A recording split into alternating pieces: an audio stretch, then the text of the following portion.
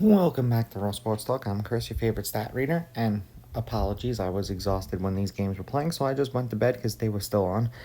We have the D-backs hosting the Cubs, and the Cubs are plus 120 on the money line. The D-backs are minus 142.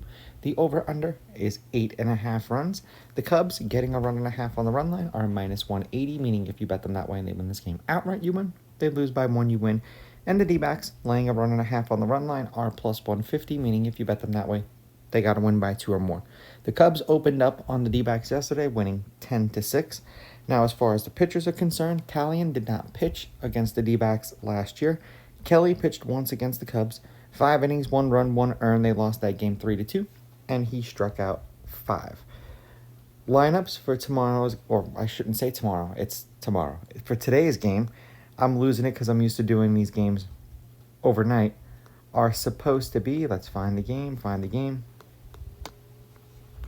For the Cubs, Happ, Tucker, Suzuki, Bush, Swanson, Horner, Crow, Armstrong, Shaw, and Amaya.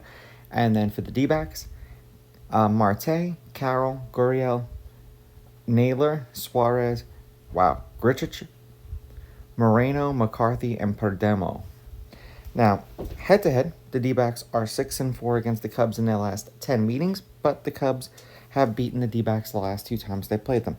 The home team is 5-5. The underdog is 7-3 on the money line. The underdog getting a run and a half on the run line is 9-1.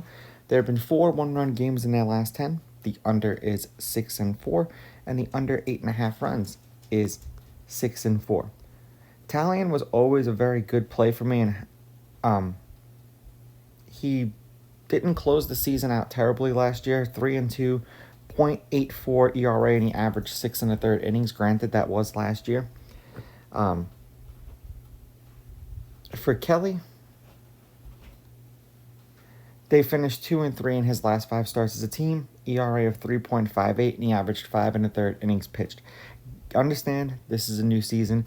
The Cubs have not started off with a strong season, but you get the Dodgers in Japan.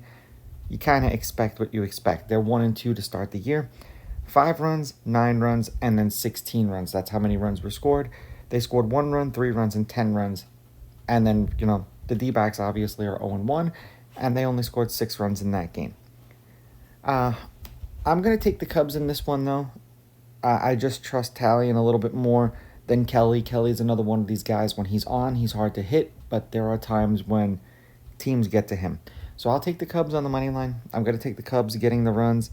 I will go under. The weather should not be a factor, even though it's going to be 100 degrees outside the dome. These are just my picks. If you disagree, please go with your gut, and please bet responsibly.